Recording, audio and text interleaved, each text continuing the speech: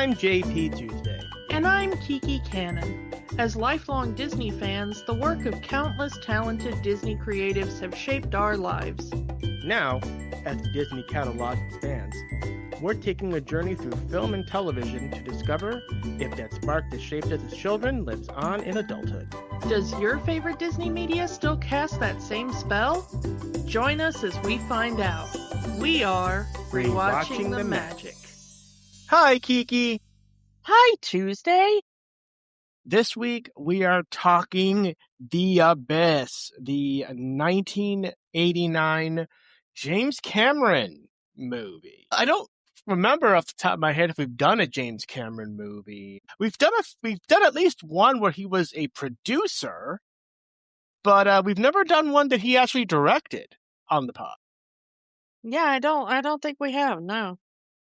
So, yeah, The Abyss, the 1989 classic. This movie is a classic. I know that's jumping ahead to the end of the pod, but you know, at the time this movie came out, this was being praised for its use of CG, especially with the water effects in the CG and how the aliens designs. Yeah, the thing is that it did get nominated for several Oscars.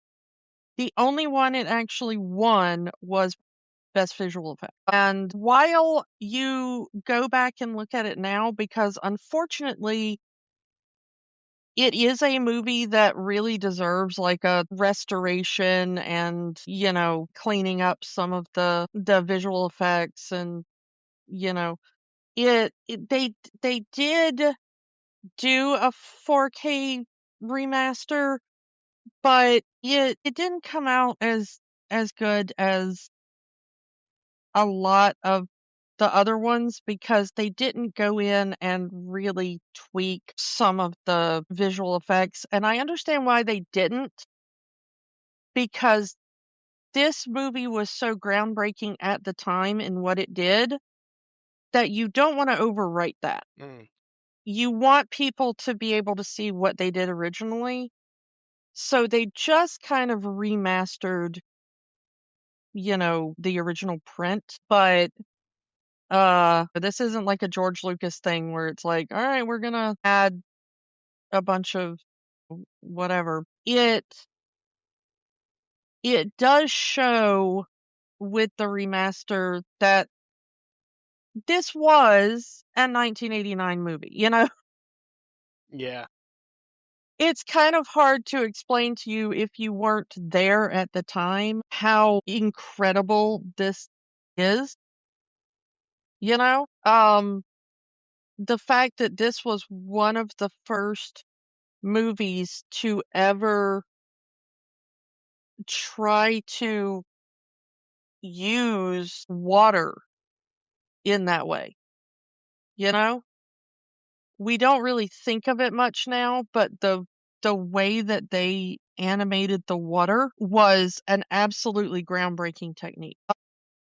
And water really is one of the hardest things to animate, not just in CG, but just in animation in general. I mean, even today, the 3D animated films and even video games had issues animating water. And in this movie, it still works. Yeah, it doesn't look bad by any means. It just looks dated. That was my point. And they used a lot of what they did with the water animation in this to do what would then become the liquid metal CG for Terminator 2, which James Cameron also directed. So when that came out, and that was, you remember when that came out and seeing those visuals for the first time and how absolutely blown away we all were. And that was like 2 years later. This was kind of almost the test footage for what would eventually become the liquid metal effects in T2. But yeah, so I don't want to, like, negate the storyline of this, which I think is pretty decent, but when this film is remembered today, it is mostly remembered as a groundbreaking visual effects spectacle for the time, which really bizarre because I had kind of forgotten it. It's been so long since I've seen this movie that there aren't that many effects shots comparatively in this film, and they come much later in the film than I remembered. Yeah, like the big scene that I remember all of the trailers and commercials for this movie really centered around that image of the water turning into a face. And that itself doesn't happen until almost an hour into this movie. Yeah, Ed Harris's face too. Yeah. Yeah, it's kind of like when we were talking about Dead Poets Society and we were like, you remember Robin Williams being in this movie a lot more than he is. You remember the visual effects being in this movie a lot more than they are. And I think it's just because if you were alive at the time and you saw this, at the point in time when this was still groundbreaking special effects, it blew your mind so much that that's kind of most of what you remember. I mean, like you said, with Terminator 2, with the Avatar films, that really was what people were talking about, was the groundbreaking special effects that were created for those films. And so, yeah, that's what a lot of people were talking about this movie. So you think, your own brain's going to make you believe that those special effects, that those aliens were in the movie more than they actually were. Yeah, but unlike, say, like Avatar now, which is CGI front to back, the CGI in this is almost like the shark in Jaws.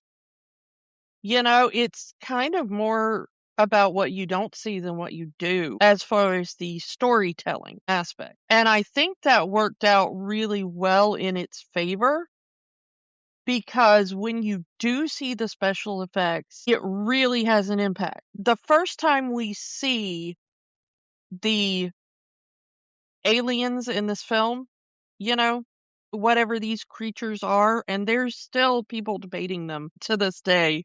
One of the characters literally called them angels, and I can see why. It is a very angelic appearance when we see the alien in full at the end of the movie. Yeah. But the thing is that we see the alien in its natural form at the beginning of the movie. And the first time we see it, we do not see it directly. We see it as a reflection in the diving helmet of one of the characters. And I think that that's one of the most awesome ways to show without showing, We get this glimpse of, we see this reflection. And, if you pause it and you kind of look, yeah, they did animate it and you can kind of make out what he's looking at.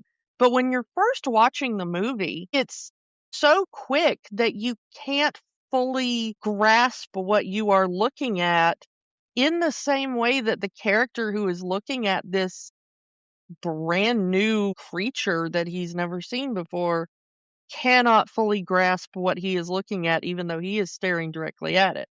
So we get our emotional impact from it by staring at his face as he is confronted with this creature that is so far beyond his imagining. And I love that that was the way it is presented. We've talked about it before with other films, but I do like James Cameron movies in general. As far as someone whose film output I generally respect, I think he has recently fallen into the trap of there is nobody to say no to him anymore. Yeah. But these early movies, when he still had constraints and he still had to worry about budget concerns and producers telling him no and things like that. I think it really showed his creativity more than some of the more recent movies because they had to come up with these workarounds, you know? And I think it makes it better, you know? So that to me is why I like a lot of the early James Cameron movies a lot more than I like some of the ones that have been put out in more recent years. It's one thing that you got to put up out there. You can really tell that James Cameron really loves submarines. Yeah, this is our first, I think, hint of where James Cameron would end up in life. Over 70 submersible expeditions, Mr. Cameron? Yeah, but I mean, his love of the ocean really shines through in this. And it's a core of the Avatar movies. I think it shines through in this more than in the Avatar movies, honestly. The Avatar movies are, I hate to say it, but I will not be the first person to say this. The Avatar movies are a bit preachy about it. The Abyss is a very down to earth, despite the alien presence, in being like, this is the reality of deep ocean exploration. And despite there being aliens here, and despite that aliens are kind of the reason the entire movie happens, they're not entirely the villains. Well, we will get into this later, and I don't want to talk about it now. But just, dear listener, we both watched the version that is currently on Disney Plus as we are recording this, which is the original theatrical cut, which is already like 2.5 hours long. This is a very long movie. There is a special edition cut, which adds another 30 minutes. So 3-hour movie. And there is a slight difference between the motivation of the aliens between the two edits. And I will talk about that towards the end of the podcast when we kind of get to the ending. So I just want to say that. But in the theatrical cut, the aliens are not really the threat ever. They're just there. They're a plot point. They're a MacGuffin. What we have in terms of the villains essentially are the military. Or at least one of the military that kind of loses his head because he's lost contact with his team. He's kind of the only member of his team that's on the sub, so there's no commanding officer to tell him no. So he's just going to do whatever he wants. Also, we do need to stress, again, because this movie came out in 1989, this is coming into the middle of the Cold War. And it uses the Cold War as the kickstart to the events of this movie. So you have to have that historical context in mind when going into this movie. And the movie's not subtle about it. I mean, the movie, very directly addresses that the Cold War is going on, the threat of nuclear war is there. The US and the Soviet Union, which had not yet collapsed, are at odds. This movie, where the major portion of this movie takes place is in the Caribbean, is near Cuba, which at the time of the Cold War was more aligned with the Soviet Union. I think Cuban Missile Crisis, all that. Cuban Missile Crisis is name dropped in this movie.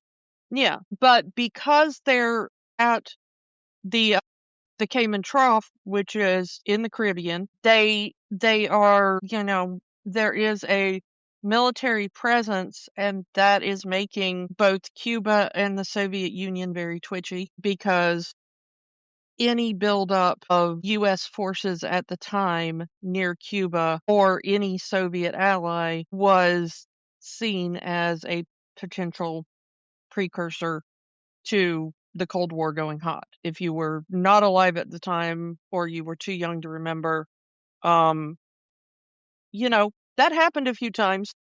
we came closer to living in the Fallout wasteland than people like to admit. Not a drop of Nuka-Cola in sight.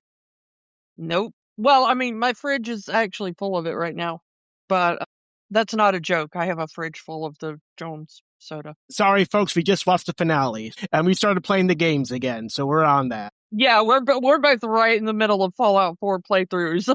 It's what we've been talking about off mic.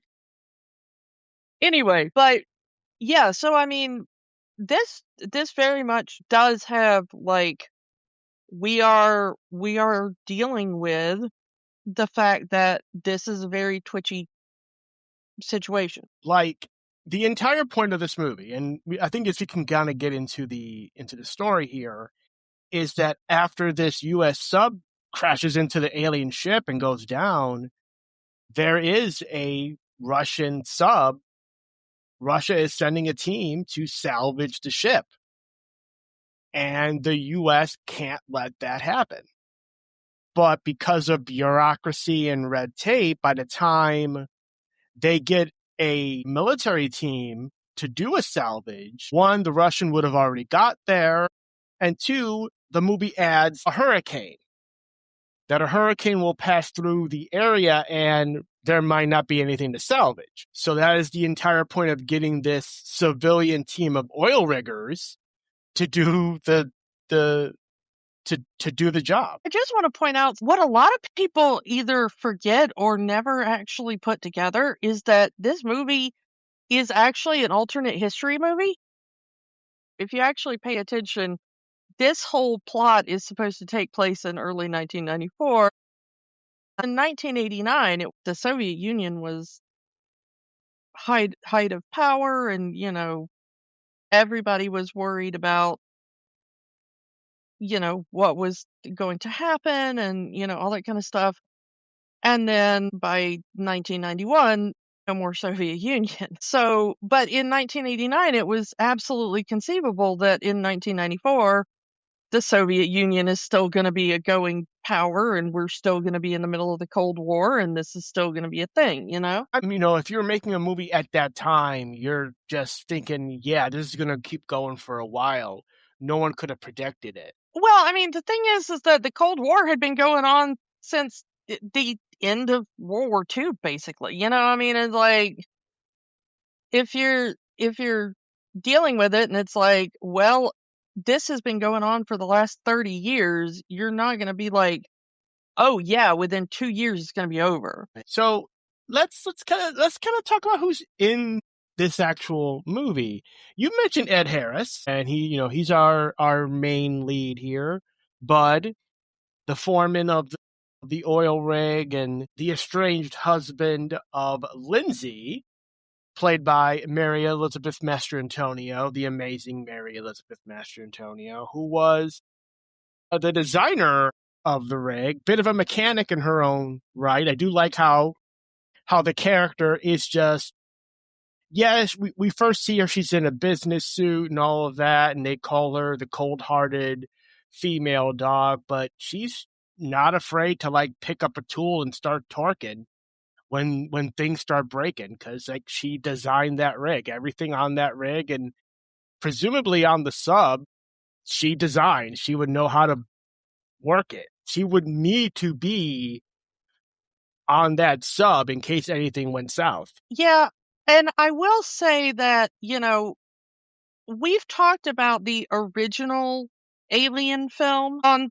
the podcast. James Cameron directed Aliens, the sequel, and he did that a couple of years before he did The Abyss. And it is not unfair to compare Lindsay in this movie to Ripley in Alien and Aliens. I was going to come around to that at some point, but, let's pull that Band-Aid off now. I mean, we don't have to get super deep into it, but it is a theme that recurs in several James Cameron movies at this time. It is in, the idea of this strong woman, and he did not invent the character of Ripley, let's be clear about that. But, he directed Aliens, he directed two Terminator movies that has one of my favorite characters ever, in Sarah Connor. And, the idea of this feminine strength there. Also, in The Abyss, you see the same type of feminine strength. You also see Michael Biehn again, talking about Terminator. We'll get to him in just a second. But, it is a recurring theme in several movies James Cameron did in the 80s and early 90s. And I think that's why I kind of fell in love with the movies he was directing at the time, because he was able to portray these incredibly strong and yet still very feminine and very frequently motherly, especially in Ripley and Sarah Connor, women they were still empathetic.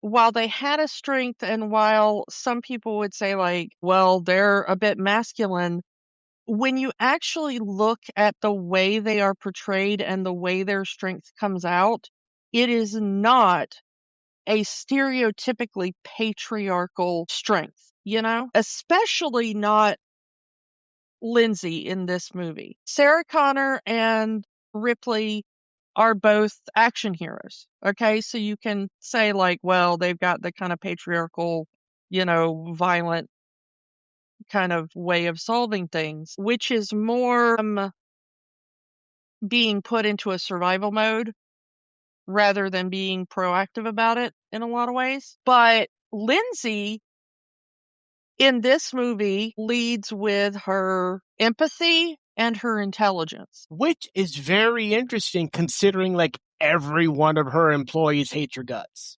including her husband.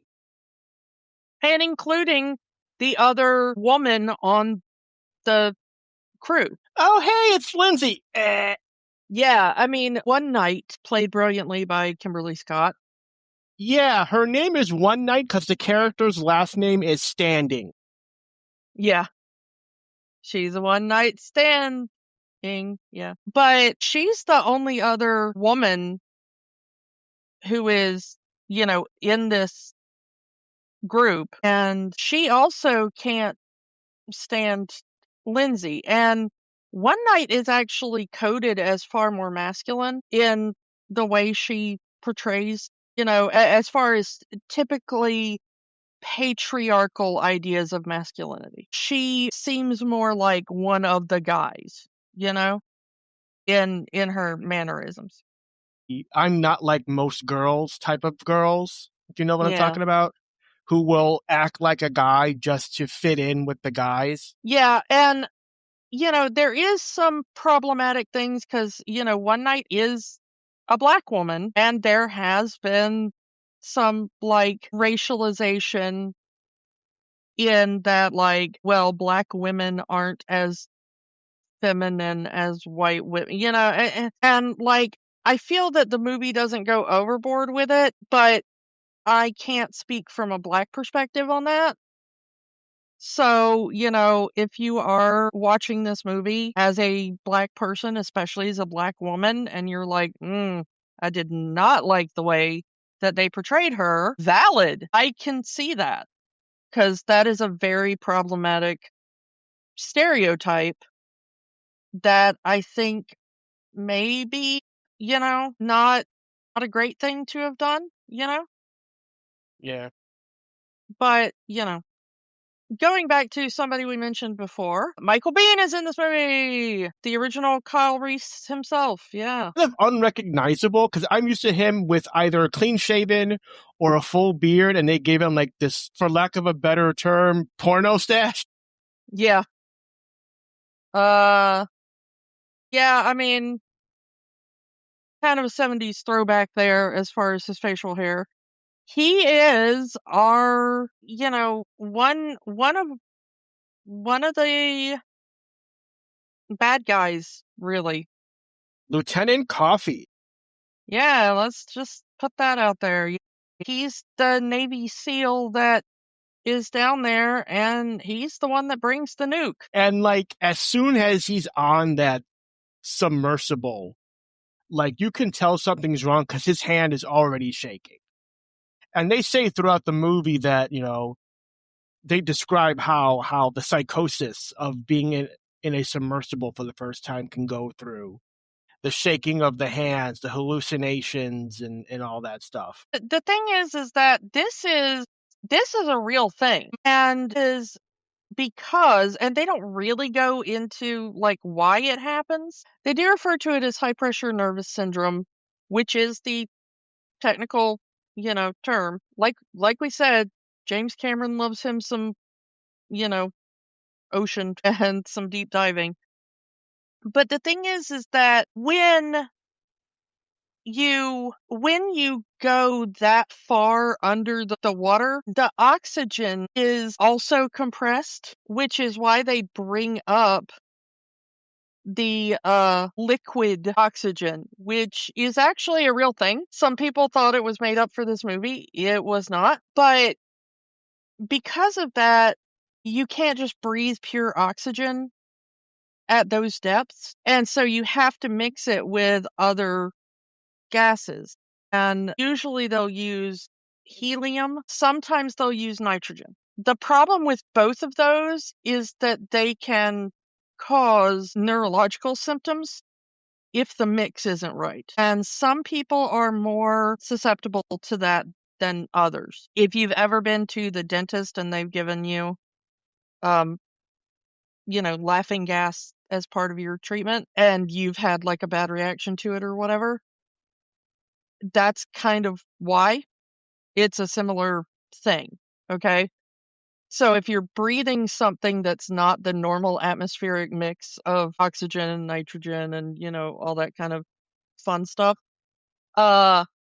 your nervous system goes absolutely, flippy doodles. So, yeah, it's not necessarily that coffee is like maybe an entire villain, although he chose to bring the nuke before they ever went on the dive.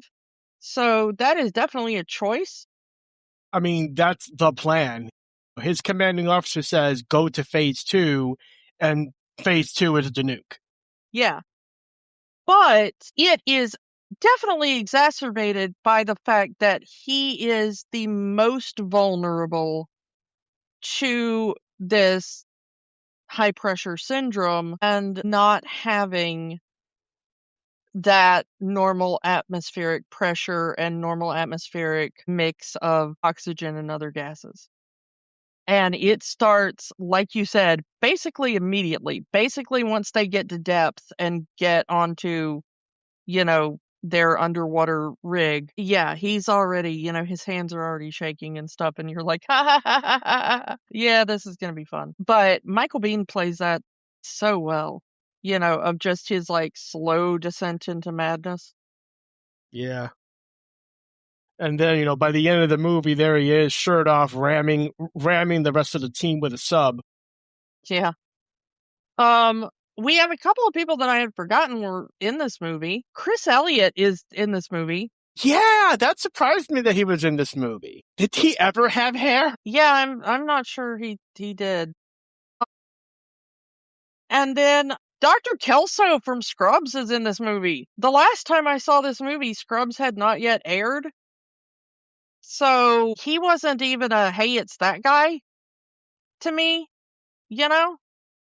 It's like I had no real context for him. I mean, he had shown up on a couple of things, but it wasn't like I was going to remember him for a single role. It was literally just he's the guy that shows up for one episode and then leaves. And then he got the job on Scrubs and now he's Dr. Kelso, And so when I was watching it back, I was like, wait, is that Kelso?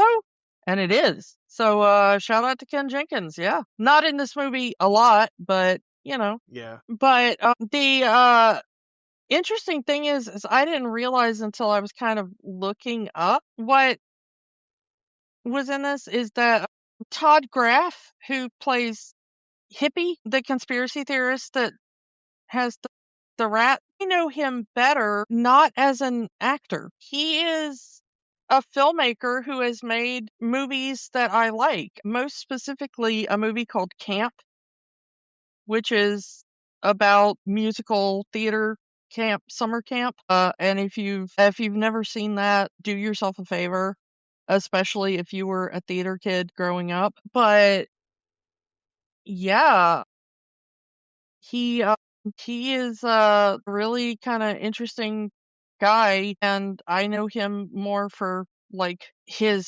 filmmaking than his acting. So, yeah. But I do like his character in here because he is so dedicated to his rat. And I respect that. The scene where one of the Navy officers just grabs the rat and puts him in the breathable water and the panic. It's a her. I just love that that's like a plot point, is that the Navy SEAL keeps misgendering the rat and that hippie gets so mad about it, which, fair. Yeah. But yeah, that scene, even though I knew it was coming, that scene still, I hate it every time I watch this movie. Even though I know the rat is going to be okay. If you've never seen this movie, the rat is okay. The rat survives this entire freaking movie. This is not a does the dog die thing. The rat is okay throughout this entire movie. There are scenes where you think the rat is in danger. The rat is okay. That scene where where they have the close up of the rat and she's gasping for air and it looks like this rat's gonna die. It's made worse by poor hippie is standing there going, "You're drowning her," it's like, but the thing is that when you're watching the rat in that situation, that's real. You know how I told you that the liquid oxygen is real? You are actually in that scene watching a rat breathe liquid. That is not faked. That is not CGI. That is not any sort of special effect. That is actually a real rat that is being submerged in a perfectly safe liquid oxygen breathing fluid. Every rat that they used in the film, and they had to use a couple because it is kind of stressful, and they say it in the movie, like, you're not used to breathing liquid, so you do kind of freak out. They later use it with Ed Harris, and even though he has more understanding than the rat of what's going on, and he knows intellectually what's going to happen and that he will be okay, his body freaks out. The nervous system just is not used to inhaling liquid, And I do like how they kind of try to explain it. Is that, we breathed water for 9 months. This is give your body a moment to remember how to do that. Yeah. Even though it's been like 40 years since you've breathed water in the womb. Yeah, and they compare it to amniotic fluid. Yeah. The thing is that it is a real thing, but it's really only ever been tested on animals. But it had been tested on animals enough by the time of this movie that they were like, hey, will this break any of the rules about animal cruelty if we just show a rat actually breathing this liquid to prove that it works? And they discovered that no, it did not. But the thing is that because there is this actor freaking out, because his character is worried about his pet rat, it is a very stressful scene, because if you don't know what's going on and you don't have that context, you are worried that you've already been taught to mistrust the Navy SEALs by the movie. And so the fact that the Navy SEAL just grabs the rat and just like shoves it in this fluid, you get like really anxious, especially with the wonderful performance, from Todd Graff. And, the cinematography and the suspenseful music. Yeah. I did It's it, discover that apparently the only reason that the scene cuts, they wanted to do it in a single take to prove no, this is real. This is actually a real thing. But the problem is the reason it keeps cutting back to close-ups of Hippie going no, you're gonna hurt her and whatever, is that whenever they would film the rats, there was always a moment where when the rat was getting acclimated and the nervous system was having that little bit of freak out that they talk about in the movie, that the rat would actually poop itself, and they didn't want to show that part in the movie because there's just poop in the liquid.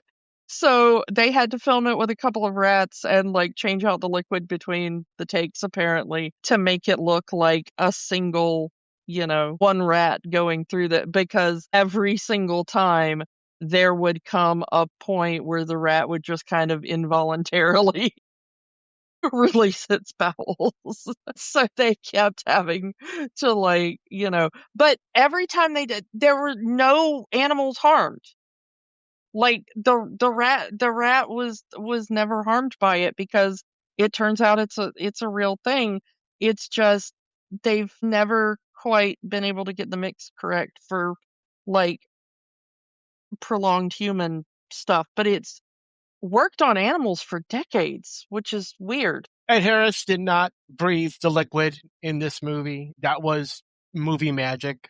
You want to talk about movie magic that isn't actually magic? There is a scene when they first go into the, because they're there to, like we said before, a U.S. submarine ends up coming across the unidentified submerged object, one of these aliens. And because of the accidental contact, we assume it's accidental, between the alien craft, or maybe just the alien being, and the submarine ends up sinking. So this oil crew has to go salvage anything that might be top secret or, of military importance or whatever before the Soviet Union gets there. I mean, there are nukes on that sub, so they need Well, to yeah, salvage that. it was a nuclear sub as well, yeah. But, there might also be troop deployment things and stuff. I mean, Classified documents, yeah. stuff like that. Anyway, but when they first get on there is a moment where, one of the divers turns around and they see, a corpse, and a crab crawls out of the open mouth. It's all underwater, it's all submerged. And, he freaks out and he starts having a panic attack. He wasn't, this is not what they're trained for. They are there to drill oil. They are not there to, salvage the deceased. And well, the thing is that was actually a real guy. It wasn't a mannequin. That was a dude that had to hold his breath underwater and let an actual crab crawl out of his mouth, apparently. Hopefully he got paid well for that. I really hope so, because I have no idea how in the heck that dude did that. But that is what I have heard in doing my research about the making of this movie. I may have gotten incorrect information, but the stories about this movie, by the way, absolute bonkerdoodle stuff. Apparently, James Cameron was not the guy you wanted to be working with in 1989. I don't know if he's gotten better, but there are all sorts of nightmare stories from the making of this movie. Ed Harris has talked in interviews about how he had panic attacks and meltdowns and stuff from some of the things that he had to do. And apparently, like, Mary Elizabeth Mastrantonio, like, absolutely lost her mind on James Cameron and started screaming at him and stormed off set at least once, I think more than once, because of things he was asking them to do that she felt were over the line. So yeah, apparently this was the sort of movie that the cast and crew were put through all sorts of hell, uh, and I'm sorry that they were. I want all um I want all movies to, treat the cast and crew well and with respect and all, but I don't know if you'd say worth it, but you know. I mean, we say that there aren't, a lot of the big special effects moment doesn't happen till later on in the film. So that is a lot of practical effects beforehand, which means they actually have these actors in tanks of water in these full dive suits. I mentioned that Ed Harris wasn't necessarily submerged in the breathable liquid, but that doesn't mean he didn't have a helmet full of water and had to hold his breath. Now they could have easily gone around and done it a different way, but yeah. So a lot of these scenes with these actors were done practically, but that meant that they were in tanks of water, in dive suits. And these are dive suits that were designed for the movie. These were not traditional diving suits that they would actually use from the military or in these rig situations. Because they didn't actually need to hold up to the pressure of deep diving. They just needed to hold up to a pool of water, So you don't actually have to build them to, deal with pressure and deal with, different, you can just use regular atmospheric oxygen and stuff when you're just dealing with, like, a film pool. I mean, I hate that they couldn't find a, non-traumatic way to film these scenes. I mean, they probably could have, but.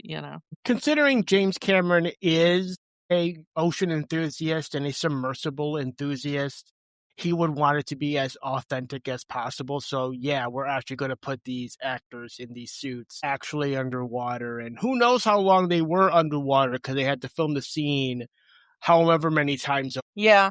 Well, the one thing that I will say is there is a quote from, I think it's Michael Biehn, that I saw or read, that he said that, like, James Cameron would push them to do all sorts of things, but in the end was never anything James Cameron would not have done willingly himself. And now that it's, all these years later and we've seen all these dives and all this, stuff with the ocean and stuff that James Cameron has done, I mean, yeah, he has put himself through some stuff, So I kind of think that maybe Michael Biehn, I think I'm attributing that correctly, and forgive me if I'm not, but I do think that quote is probably accurate, that he may have been asking a lot from them, and I'm not excusing any point where he may have gone over a line, because things that you would do yourself does not mean that you can always ask other people to do the same. Consent is a thing, but I will at least give him props that he is the sort of person that will not ask anybody to do anything that he is too scared to do himself or whatever. You should still respect people's boundaries and consent, though, even if you're their boss and they are an actor. So let's get back to some of the plot here, because this movie is slow and long. I will say that, but it is an interesting story. So like the main crux of the movie, the heart of the movie, is the relationship between Bud and Lindsay. At the start of the movie, yes, Lindsay is technically these oil riggers' boss. She designed this rig. As she says, she put 4 years of her life into this rig. Granted, all of her employees hate her guts, but, at the beginning of the movie, none more than her husband, who said, hey, you put 3 years into me and look what happened, because right at the beginning of the movie, they are estranged. They are getting a divorce. She is referred to as Mrs. Brigman, which is their last name, and she replies, not for much longer. Also, she is a doctor. Please put respect upon her name. It always bugs me. I mean, as I think it does most women, it always bugs me when, a woman is married, but also has a doctoral level education and still gets called Mrs. by people who know that she's a doctor. Like, if you're just meeting somebody as like if you're meeting a couple at the first time and it's like, hi, I'm Bob Smith and this is my wife Mary, and you have no other context, you can be like, oh, well, hello, Mr. and Mrs. Smith. You're not being rude at that point. You literally have no other context except for names. Okay. But if you know that, like, yes, her last name is Smith and she took it in marriage, but also she has a doctorate, then she's not Mrs. Smith. She's Dr. Smith. Like, please call her Dr. Smith. She's like, as one woman that one of my former professors hated being called Mrs., and her last name. She wanted to be called Doctor and her last name. And she was like, I always tell people I worked very hard to get my doctorate. I did not work that hard to get my husband. And that line has stayed with me for so long. But I love the relationship in there. They're very, yes, it starts very antagonistic with each other, but he throws his wedding ring in the toilet and goes back for it, which is what I'm trying to say here. Yeah, it's like she angers him so much that he throws his wedding ring in the toilet and then goes back for it. It's like, damn it, I can't throw it away. I can't throw her away. Damn it.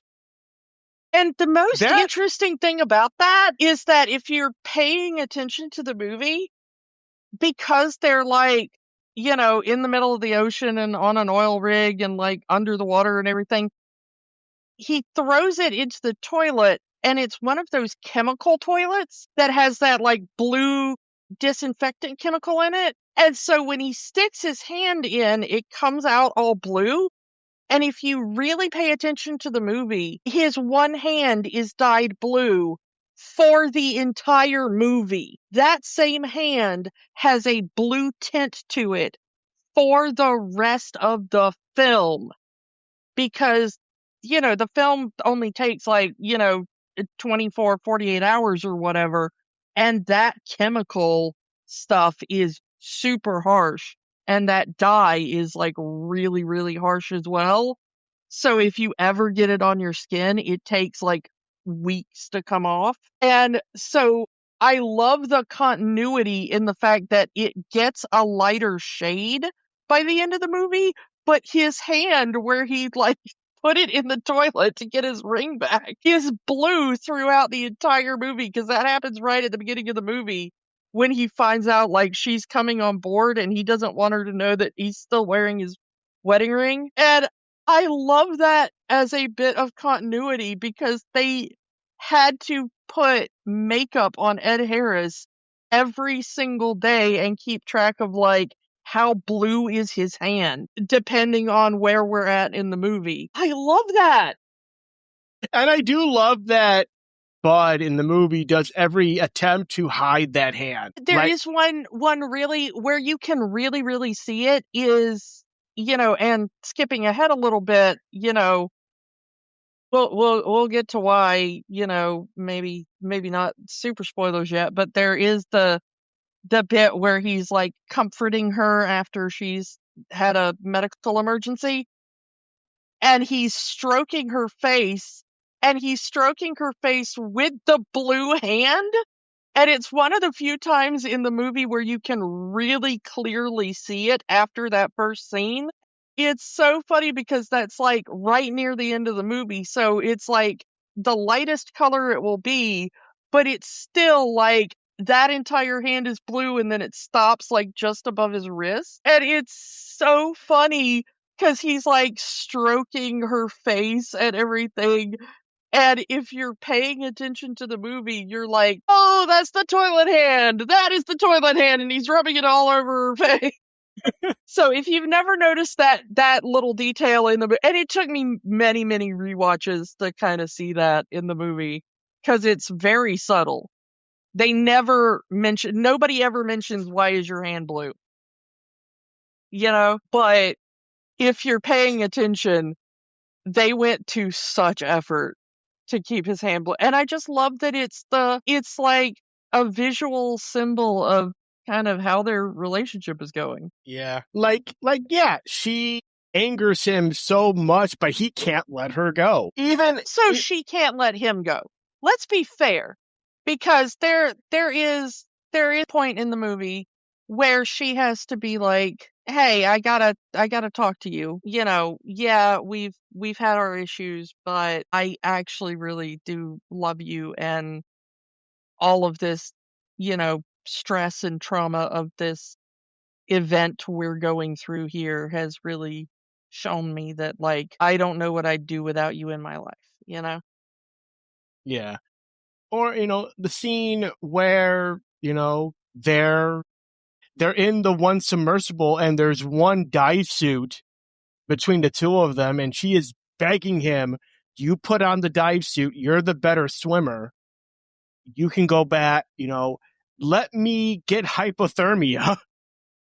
You can swim fast enough to get me back to the main sub and they'll resuscitate me. And this is a dumb idea. This is a very bad idea, but it's the only idea they have that will work. Because if he leaves to get a second dive suit, by the time he comes back, she's dead. Yeah, I mean, it's not the greatest idea, but given the circumstances, it is the best idea possible. And that's what I was saying, I mean, like, if we're skipping ahead, we're skipping ahead. But, like, this was kind of the medical emergency I was talking about.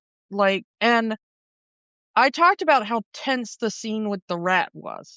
That scene is nothing compared to the scene of Ed Harris as Bud bent over Mary Elizabeth Mastrantonio's Lindsay, screaming at her to fight for life and to come back to life. Yeah, that is like the acting tour de force of this film.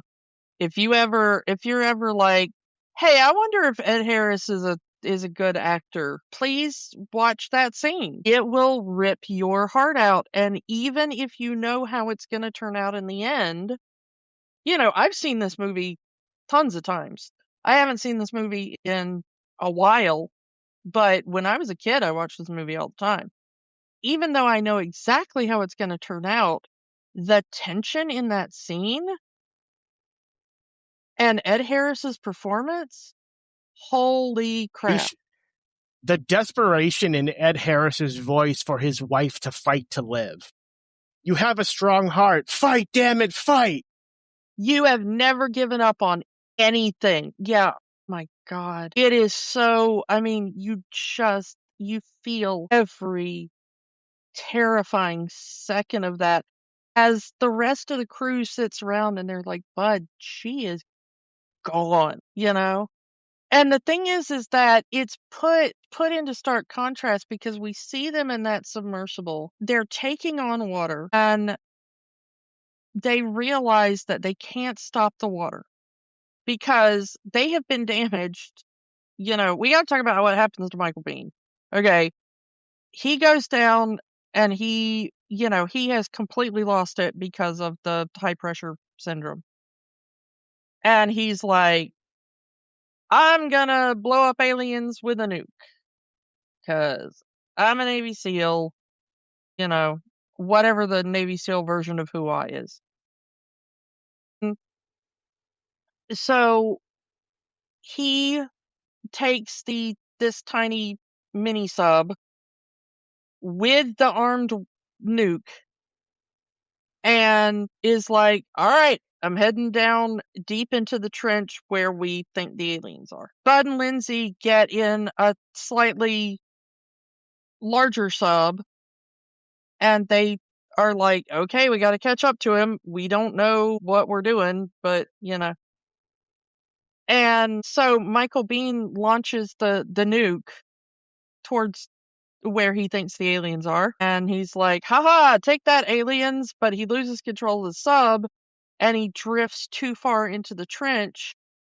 And that sub, he goes the way of the billionaires because it ain't rated for that kind of depth, And that, as special effects go in this, everybody talks about the CGI in the water and stuff, and yeah, that's all groundbreaking, but I got to give it to that implosion of that sub because It's the not way all, they do it. I will give them because it's not noticeable, but there is quite a number of stop motion in this movie. Like the appendages on the submersibles that are moving, that's stop motion. I had to go back and look. It's like, wait, did they rig something? No.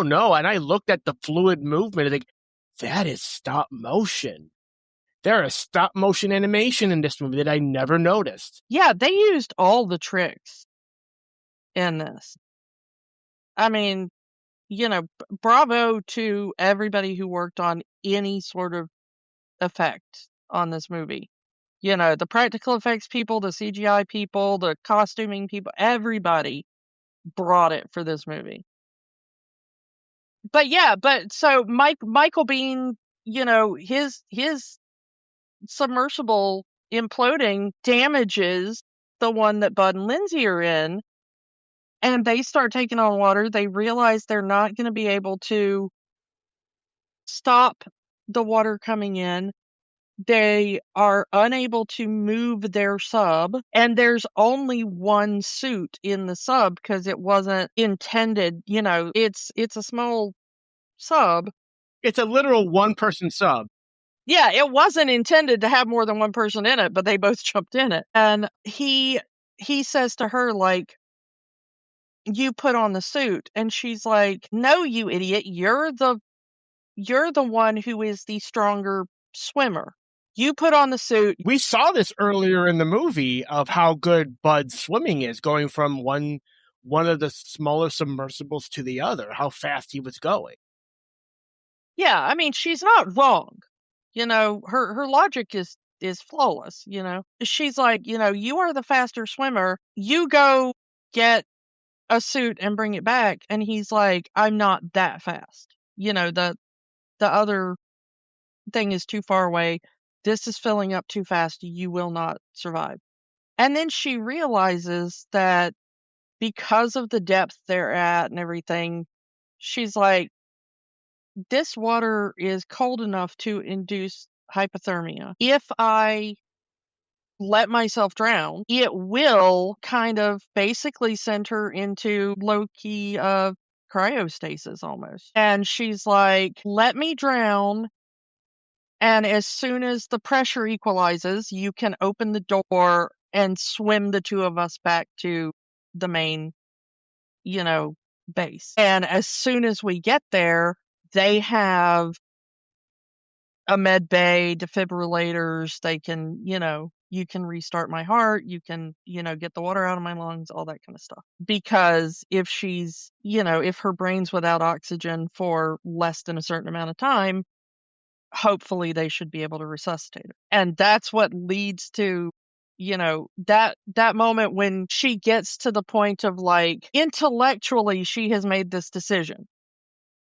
And like I said, her logic is flawless. It is the only feasible plan. Any other plan, and one of them is definitely dead. Permanently. But when it comes to that moment where she's, like, at the last gasp of breath, and he's got the suit on so he can't hear her, and she's, like, just in that last, like, inch of air before it fully floods, and she's taking that last gasp of air, And she says out loud, like, "Bud, this was a stupid idea. Why did I ever say this?" And she starts to panic. And your heart just breaks because you know that that would also be you. Yeah. And he even says, screw logic. I'm not losing you. You put on the suit. But that scream that Ed Harris gives, like, because she's holding on to him as she's convulsing, as her lungs fill with water. And then the second she stops convulsing and he just lets out that scream from inside his suit because he knows that, like, okay, her lungs and her heart have stopped, and it's so painful. Like, even though, like, they both knew this was the plan. Just, yeah. I mean, it's like if Bud had it his way, she would be in the suit and he would drown. And he'd be dead. Yeah, he would be dead because she would not be able to carry him back in time.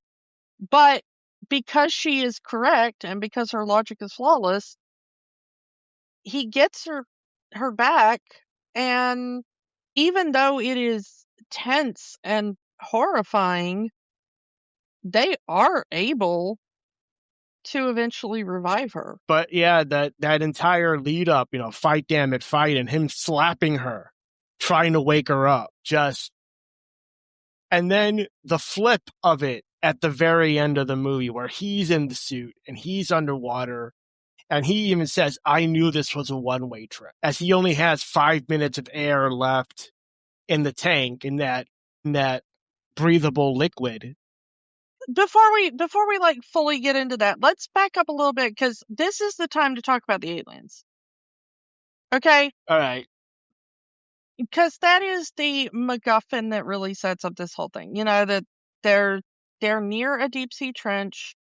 And this is the thing of, okay, it is a non-human intelligence. Okay? They call it a non-terrestrial intelligence in the movie, but we're not entirely sure if it's a non-terrestrial intelligence because there is debate in people who watch this movie as to whether or not they discovered alien life that had come to the planet and was living in this trench in the ocean, or if they just discovered ocean life that was living in the trench that we just were never able to contact before because we did not have the technology to reach those ocean depths until then. The fact that the conspiracy theorist never once said Atlantis bothers me in this movie. Yeah, he does say that he thinks the CIA has known about this species and has been covering it up. But yeah, the fact that he never brings up Atlantis seems like a miss, because that is like every conspiracy theorist go to. It's a that or flat earth or both, you know? But the thing is that, you know, there is debate and there is a novel to this movie which was written by Orson Scott Card, who I used to respect and no longer do, and we'll just leave it at that. Google if you don't know what I'm talking about, but I recommend you don't. So, uh I think in the book, Orson Scott Card made it where they're actually aliens. But the movie doesn't actually say one way or the other. The humans kind of just assume they're aliens because they look so different from anything we've ever seen on Earth. You know, and they're much more technologically advanced seeming than humans. But there is a case to be made that it's possibly just another species that evolved on the planet, just at ocean depth instead of, which to me honestly feels more like a James Cameron thing. You know, Avatar aside, you know, and all the aliens and stuff in Avatar, he's such a ocean nut that, like, if you know anything about ocean exploration, you know that we're constantly finding really weird species at depth that we've never known about before. you know? Anglerfish, enough said. I mean, the anglerfish is like one, a really cool species, but one of the more normal things we found in like the depths of the ocean, honestly. I mean, we found things that are alive down there that we're like, nothing could ever live in this, environment. And then we're like, oh, it turns out we're wrong. This environment is teeming with life that we never thought was possible. So I don't know. I personally like the idea that it's just parallel development on Earth, but yeah, I don't know. You can go with the alien theory if you want, and I'll keep saying aliens because it's just easier. But anyway, after what we assume was, an accidental, contact with the aliens and they end up down there, they see proof of the aliens, like I said earlier, where one of the crew members sees it and we only see it reflected in his helmet. And then we see a better image of it as one of them swims by the sub that Mary Elizabeth Master Antonio is like sitting in waiting for the divers to return. And so they know that something is out there and it's something that they have not seen before. And they all kind of feel like maybe we're all having hallucinations from high pressure syndrome, but then they realize like no, there's literally something out there because the aliens come and make contact with them via their manipulation of ocean water, which is that scene in the movie that everybody remembers, that giant tendril of water coming out of the moon pool and coming out to communicate with them and turning into the face of Bud, showing that it's intelligent. And so even though they can't communicate with words or anything at that point, the fact that that tendril turns into Bud's face and kind of mirrors his movements is their way of saying, recognize what you are. We're aware of what you are, and we are attempting to communicate with you. We have an intelligence equal to or higher than yours. But my favorite part of that scene that nobody talks about is when Lindsay reaches her finger out and touches the tendril and then immediately shoves it in her mouth. And everybody's like, don't do that. And then It's she's like, it's seawater. seawater. But I love that because it's like, please don't lick the science. You don't know where the science has been. To the scientist. I mean, there is some science you can lick, but like, maybe know what science you're dealing with before you lick it, I mean, the doctor, the one with the doctorate, the scientist, the engineer, the architect is licking the science. Well, the funny thing is when you said, I mean, the doctor, and my brain immediately went to like David Tennant's propensity to lick everything. Because that's just what 10th Doctor does. Like, 10th Doctor's like, I wonder what this thing is. Let me lick it. So, I don't know. Maybe he got that from Dr. Lindsay in this movie, Yeah. That would be a cool idea. But to go back to the characters of Lindsay and Bud, I do like that the one thing that calms Bud as he's being poured is having the breathable liquid poured into his suit, and he starts freaking out. The only thing that calms him is Lindsay's voice, which they have to pipe in through special speakers because, liquid. And they even tell her, talk to him. And she's trying to say, oh, you're at this feet. Your vitals are like this. It's like, no. Talk to him, because he's also succumbing to the psychosis being that deep underwater. So she has to talk to him just to keep him sane. Yeah, and that's when she starts talking about like, well, this is a weird time to get into it, but yeah, I really do love you and I can't live without you, and she just kind of unloads everything on him. And he can't really talk back because, he's in that breathable liquid. and so he can't use his vocal cords. And so they have a little, Nintendo Power Glove on his wrist with a little keyboard that he can use to basically send text messages before there were text messages.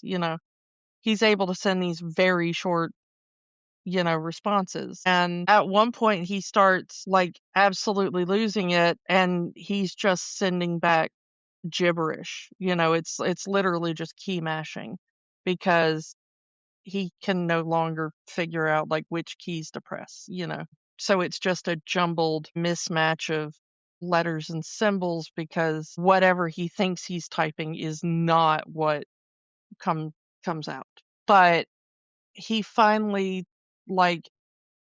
is able to get down there, because the entire reason, we kind of skipped over this part, but the entire reason they send him down into the trench and put him in the breathable liquid is because it's the only way he can survive the pressure and get down there and defuse the nuclear bomb. They realize that these aliens do not mean them any harm.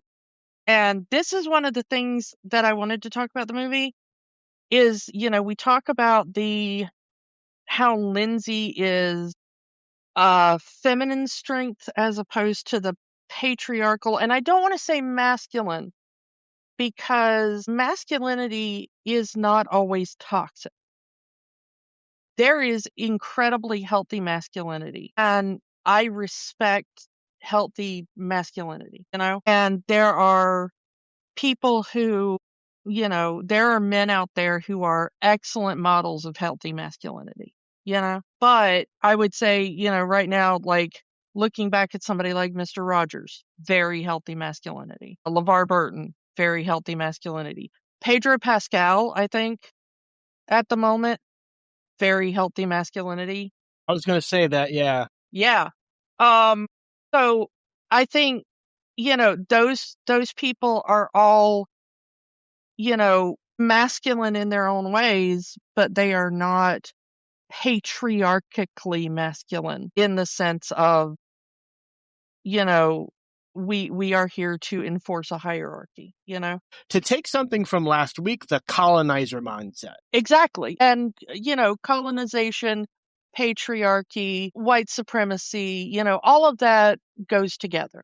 They are very, very closely tied together. So one of the themes of this movie, and I do think it's an intentional theme, given the way that Lindsay is portrayed and given the way that Bud's character evolves, is that I think the idea of the rejection of patriarchal and colonialist violence is one of the big themes of this movie, because Lindsay comes in with that very empathetic energy and that very curious energy of, we have discovered a species that is new to us, let us figure out what it wants and why it's here. And she is the one that figures out, they don't really mean us any harm, this was probably all just an accident. They're trying to communicate with us. They're not threatening us in any way. But the men, for the most part, for their own reasons, as portrayed in this movie, whether or not it's the military men who are acting under orders of a, let's call it what it is, American imperialism that is trying to dominate via violence, or the conspiracy theorist that is just terrified of what this might mean and is suspicious, or the men who see this underwater area as this is the place where we work, this is the place we have tamed, therefore this is our land, so to speak. And these are possibly invaders or whatever, which, maybe if they're extraterrestrials, we don't know. But if they evolved there, then what's to say they're not the native population, which that's why I like that interpretation, because maybe once again, Americans have just shown up and looked at a native population and went, what are you doing on our land? But I like this movie because it's one of those things, like in Alien and Aliens and the Terminator films and all those others, where it's kind of like, maybe if you'd listened to the woman, we wouldn't have gotten into this situation. Yeah.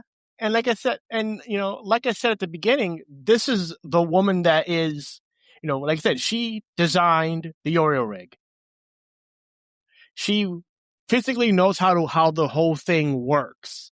She is a doctor, so she earned that. And everyone hates her guts because she's their boss. Yeah. And they call her the cold-hearted witch. Yeah, but the thing is by this point in the movie, Bud has, this is after Lindsay has come back after her drowning, issue has been dealt with. And Bud has kind of come to see things her way. Like, okay, you're actually seeing this in the correct way. Approaching this with curiosity and empathy is the way to do it. And so, because he is the best swimmer, the fastest swimmer and stuff, as we've just established, they're like, okay, you need to go down there and defuse this nuke before it goes off. And the theatrical cut doesn't really get into this. We'll talk in a second about what's in the extended version. But the movie does set up that, like, hey, maybe if a nuclear explosion goes off underwater, it would be really bad and turn the Cold War hot. But also, we found a sentient species down here underwater. Maybe let's not blow them up with a nuclear weapon. I think it is the conspiracy theorist that says, we're about to start an international incident because of these warheads. Yeah, I mean, it's not really harped on in the movie. That's kind of background noise. But, Bud and Lindsay, I think by this point in the movie, Lindsay more so than Bud, but both of them are kind of like, hey, we just found something new on the planet. Maybe let's not blow it up. And so Bud is kind of the only one with the diving skills that he might be able to survive what they then later say is a record-breaking depth dive. And like you said, it takes him a while to get down there and find the nuke. And he uses up most of the breathable liquid. He sends back, the last coherent message he sends back as he kind of pulls it together and, does disarm the nuke. He's, Lindsay says over the mic, like, hey, now swim like the Dickens and get back up here. And he sends back, like, no, I've only got 5 minutes left. I can't even make that swim. And she's like, no, you gotta make that swim.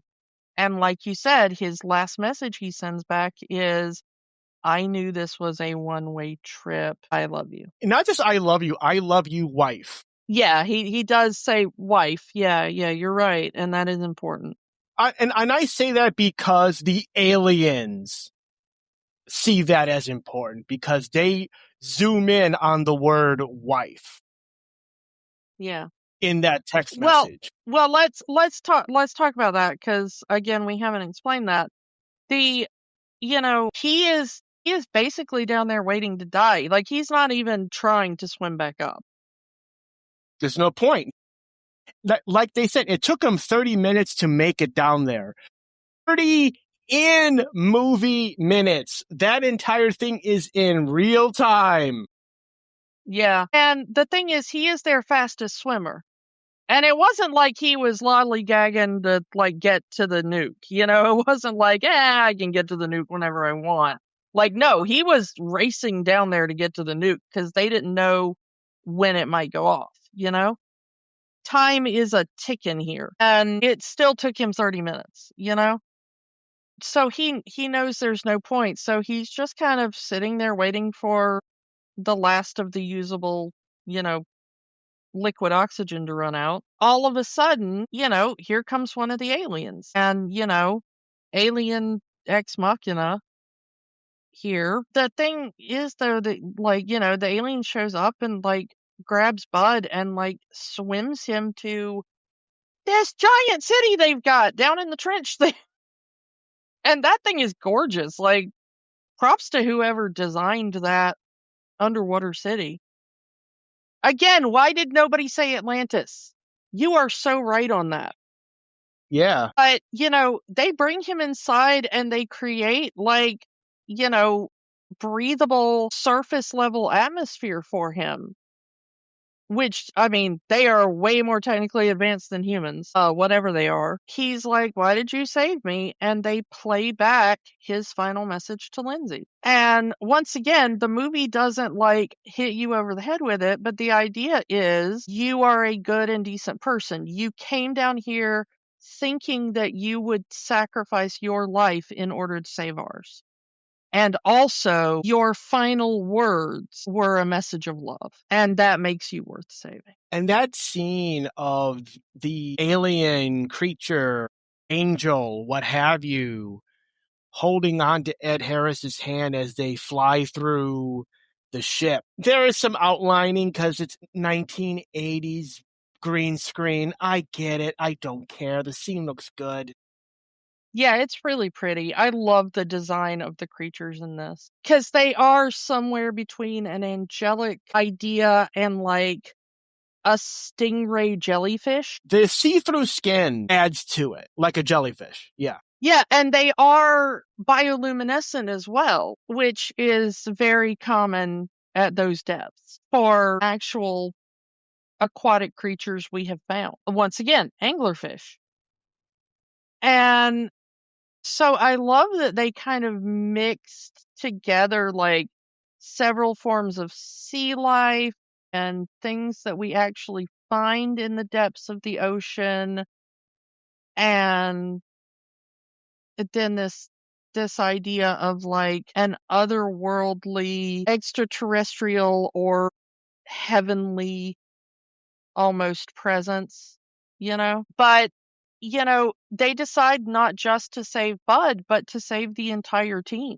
And they surface, one of their ships, I suppose it is, and they raise the entire base, the deep rig that they're on, and they raise them back up to the surface of the ocean to meet up with, the military that has finally shown up. It's a good thing that the movie ends at this point, because a lot of those military guys are bringing out guns. Well, they also, the thing is that they kind of, there's two things. One is that they note that the crew does not die from decompression syndrome. They've just come from one of the deeper depths humans had been to in the ocean at that point that the movie was made. We've done deeper dives since then. I mean, James Cameron himself has pioneered some of those. But, when this movie was made, the depths that they were at were things that we were like, oh, that's not even survivable for a human. And if you know anything about, underwater, submersibles or going scuba diving or anything like that, you do have to have a decompression moment past a certain depth. And they literally just bring them up in the span of under a minute. And they're apparently so technologically advanced that they're able to do something to the crew in that ascent that negates the decompression syndrome, because those people should be dead of the bends immediately. And they note they're not, but we never get an answer to why they're not. And you're right, the movie ends with the crew stepping out onto a now drying, hull of this like deep sea oil rig with a bunch of military dudes like starting to pull their guns out going like, what just happened and why is an alien ship like, floating underneath? And there are some things that are like kind of, the movie does kind of point to, which is like, I think the entire world just found out aliens exist or something exists, because we see earlier in the movie that there are civilian news crews that are, just on the outskirts of whatever military demarcation line is out there, and they are pointing their cameras like at the military where this thing would have surfaced. So whatever is going on there, it probably got sent out, if not live, then like the military would have had to have scrambled to have immediately confiscated every bit of footage from all of the news crews that were around. And some of those would have had to have been international news crews because they're in the Caribbean. Mm-hmm. So, I mean, the movie kind of suggests that, like, at the end of this movie, the entire world just found out aliens exist in the weirdest way possible. Yeah, maybe it was a good thing we never got Abyss 2. Yeah. So, do we want to talk about the extended version and how it ends? You might as well. I mean, we've already talked through the theatrical cut. Let's go into the special edition. Yeah, so the special edition adds 30 minutes, and a lot of it is, in my opinion, not really necessary. I did watch the extended version mostly when I was a kid, so that's kind of the one I'm more familiar with. But a lot of it goes into more of like, hey, remember, it's the Cold War. We talked about the fact that like the theatrical version doesn't mention that much. It doesn't harp on the fact that like World War III could start because of this. It mentions it in passing a few times, but it's not the main plot. The special edition makes it more of the main plot. There is some stuff that I do like that's more about like Bud and Lindsay's relationship and how they ended up falling out and stuff. I do like that kind of stuff. But the big, big, big difference is the ending and the motivation of the aliens. So in the original ending that James Cameron wanted to do is it kind of goes the way that, we've described until Bud gets in front of the aliens inside the ship. And the aliens, instead of being like, we have saved you or whatever, because the aliens don't talk, but, that's their vibe. The aliens get him in there, and it's basically like the trial of humanity. And so they bring him in there, and it's kind of the vibe is more like, okay, yeah, you personally disarmed this nuke that your lot personally shot at us.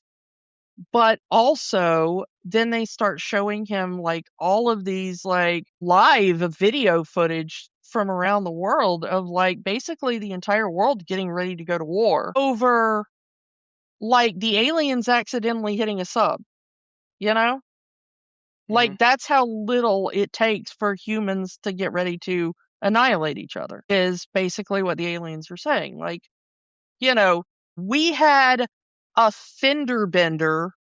I mean, granted, it killed like 200 people, but, like, from the aliens' perspective, like, we accidentally had a fender bender and y'all are ready to blow up your entire planet. What is wrong with you? And so then they create these like giant tsunamis, like multiple ones, that are basically going to hit every coastline on the planet simultaneously to wipe out most of the human population. They're like, okay, you want to annihilate yourselves? We'll just do it for you. We'll be much more efficient at it, And this is one of the reasons the tsunamis are basically the reason why this ending got changed, because while this movie did do CGI really well, they couldn't figure out how to make the tsunamis look really good until after the movie came out, and they did a little bit of extra work and, released a special edition. Anyway, but the aliens are like, hey, let's show you live footage of us like wiping out your entire species. And Ed Harris is like, please don't do that. And they're like, nope, you're just gonna stand here and watch while we wipe out your entire species.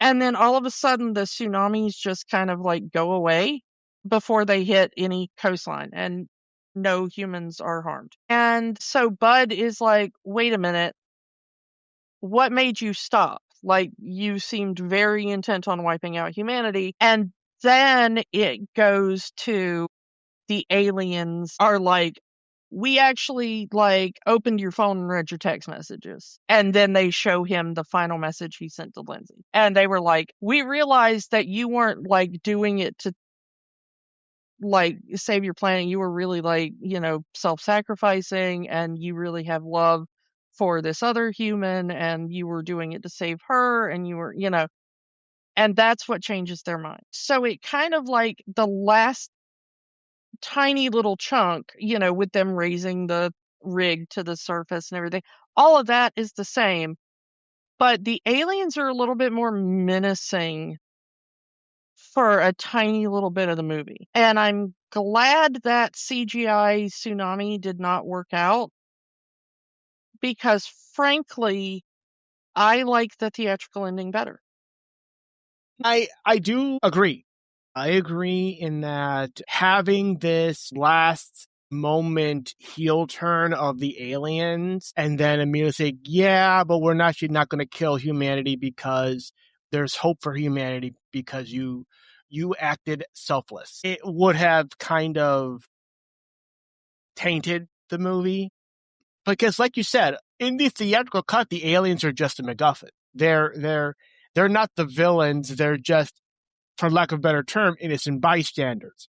They parked their car in the wrong lot and they got fender bender, like you said. We have no reason in the theatrical cut to believe that they did this on purpose. Mm. It just, we see it from the point of view of the sub that gets hit, and they're just like, our sonar is picking up something. It is moving faster than anything that should be moving under the water. What the hell is that? And then it kind of like blasts past them, and they're like, there was like a concussive force or whatever. Like, I don't even think they made contact with the sub. I think it was just like a concussive force of this thing moving too fast under the water. I'm not even sure the aliens realized they were there until they'd already, destroyed the sub accidentally, And the thing is that the aliens in the theatrical cut, and honestly in the special edition up until that final scene with the tsunamis, they do not act any differently than we see them in the theatrical cut. They are curious, they do not act with malice. They do not attempt to attack at any point, and they could. We know they could. They are highly more advanced technologically than the humans, especially the humans that are currently down there. There's like 8 people on that rig. The aliens could like wipe them out in a blink.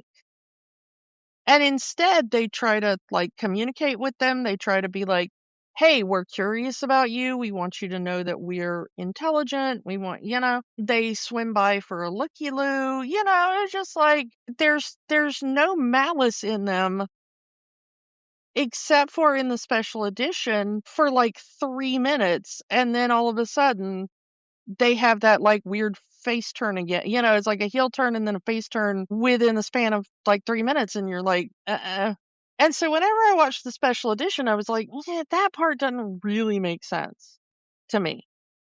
Because for the rest of the movie, they're really just acting curious and either neutral or benevolent. Mostly neutral. So, on that, Kiki, does the Abyss have the magic? I still think so. I mean, you've heard me nattering on for however long this has been going on. I still think that it is not a fast-paced action movie. If you've never seen this movie, it's slow-paced, it's a thinker, and it's unlike, the Netflix movies of today. It expects you to sit down and watch it. But I think that the character development is good. I think all of the technical stuff on it is just beyond excellent. I think the acting is great. Watch the theatrical cut. I really don't think that the special edition really adds anything to it. And it's rare that I say that. Usually if there's a director's cut of something, I default to that. But in this case, if you got Disney Plus and you're hearing this within a short period of time of us releasing it, go watch the theatrical version that's up on Disney Plus as we're recording, or get that version of it. I think it has the magic. But what do you think? I think it does. Like you said, it's a 2.5-hour movie, and it feels like a 2.5-hour movie. I don't know if I could do a 3-hour version of this movie. No offense to Mr. Cameron, but it is very slow. You have to have patience. If you are coming into this movie expecting a lot of alien fights or whatever, you will be disappointed. This is a movie that you have to pay attention and you have to think. And that might be hard for a modern audience. I don't really think it is. I'm just going to say I have faith in the audience that I think Hollywood has lost. I think if you're listening to a podcast like this, you can handle a movie like The Abyss. Maybe. I think it does have the magic. For its time, the special effects were great. While dated, some of the special effects still hold up. They're still good. And it is worth watching just for what was considered groundbreaking stuff back then. And the story is still good. It's like I said, the story between Lindsay and Bud really carry this movie, and it is worth watching just for that story. Yes, it's a story with aliens, but the aliens don't really play a part in most of the movie. I like the fact that they're a background character. I like that they're the MacGuffin. I don't if they were the center focus of the movie and there was an alien communicating with the human characters, I don't think this would have been as good a movie. Yeah. So yeah, that's my opinion. It's a good movie. I recommend it. If you haven't seen it, do so. It's on Disney Plus. Yes, it's the theatrical cut, and that's good enough. As for next week we are going to be talking the Bob's Burgers movie, and we have been wanting to talk about Bob's Burgers for a while on this show, and I have not seen the Bob's Burgers movie. I'll admit it. I've only seen the occasional episode of Bob's Burgers, but Kiki, you are a big Bob's Burgers fan. I am a Louise cosplayer. I have a house full of Bob's Burgers collectibles and merchandise and stuff. Yeah, I mean, I am a huge Bob's Burgers fan. Yeah. I mean, there was a point that I've known you that you looked just like Tina. Yeah. Hairstyle and all. I looked like Tina, but I cosplay Louise, so. But my anxiety does sound like Tina.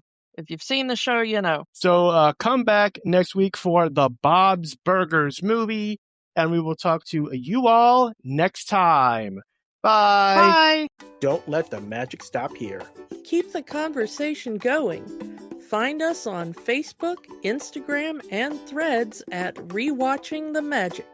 We are also on Blue Sky, rewatchingthemagic.bsky.social. And new episodes are available at rewatchingthemagic.podbean.com and youtube.com/@rewatchingthemagic. Remember, the magic is for everyone. It only stops if you let it. We know that right now, things are tough. But in the words of Jim Henson, the only way the magic works is by hard work. But hard work can be fun. Check out our show notes for ways that you can help.